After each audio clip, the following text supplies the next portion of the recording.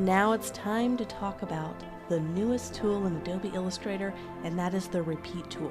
This tool came out in February, March of 2021. So you need to go ahead and update your version of Adobe Illustrator if you haven't updated it for a little while. So go ahead and update it. I had a hard time getting this to show up, and I finally did the latest update, and I was able to get this tool to show up. So just make sure your brand new updated Adobe Illustrator is there to be able to have this tool. And I'm going to show you a tool if you don't have the latest version of Illustrator, you can still enjoy some of the same options. So in prior versions of Adobe Illustrator, this is what you had to do to create these cool looking shapes that you see here. Basically repeating among a radius and kind of making this radial shape. And before the recent Repeat tool update, this is what we had to do in older versions of Illustrator to achieve this radial effect. So let's go ahead and create a simple ellipse with a stroke. And let's go up to, with it selected, go up to Effect. And there's a Distort and Transform panel, which you could do all sorts of effects to shapes. And you would go down to the Transform option. So this is the Transform effect. What you could do is kind of like the blend tool where we created lots of different steps in between.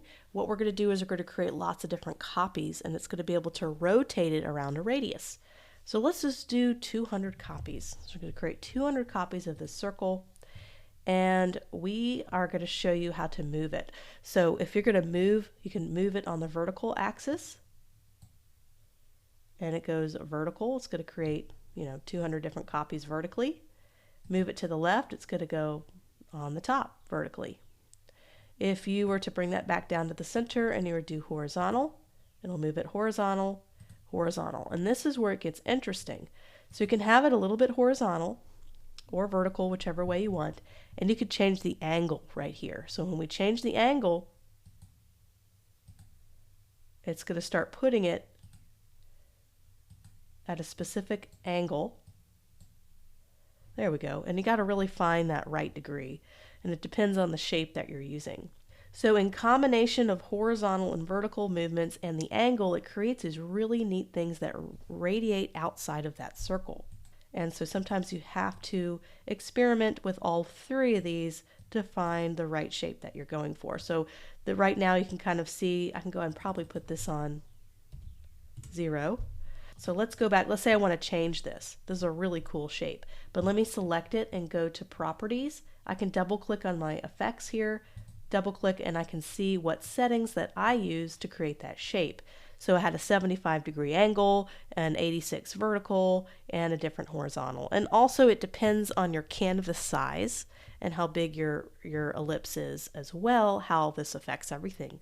So that's how we used to create shapes like this and kind of repeat. Because if I were to divide this in half and then divide it vertically in half and horizontally in half, you'd have equal quadrants. Everything is repeated perfectly in 4 different quadrants.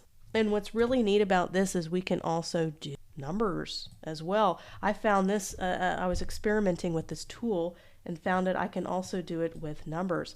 So let me make this a little bit smaller, increase the stroke, and then do the same thing. I'm going to go down to Transform tool.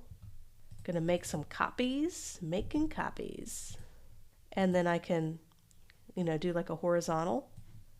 And I can also, you can see how in maybe some typography headlines where this could be a really helpful tool, like to create some really dynamic effect with typography headlines.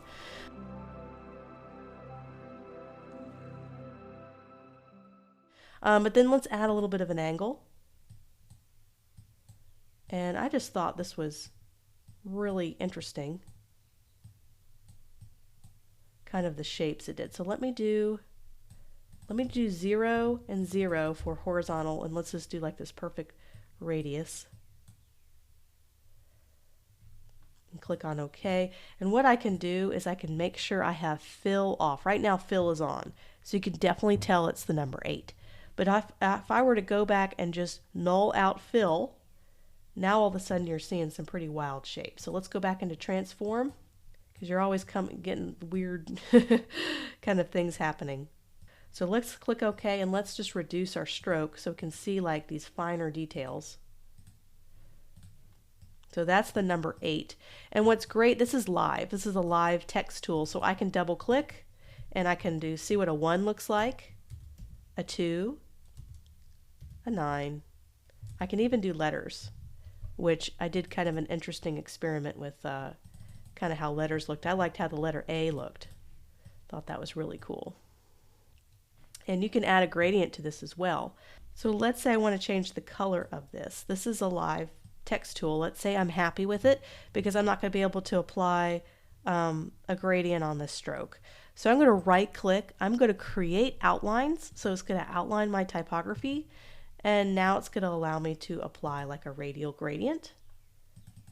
And I can go ahead and just make sure RGB, and I can get some really interesting effects this way. Let's make sure I have my RGB colors on.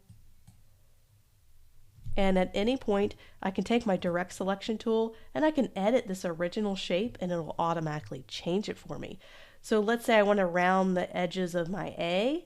I can click and hold, and you can see how it changes the shape on the fly. I thought that was super cool. I just love this. So let's say I like this, and I can change any point on this and create any shape imaginable.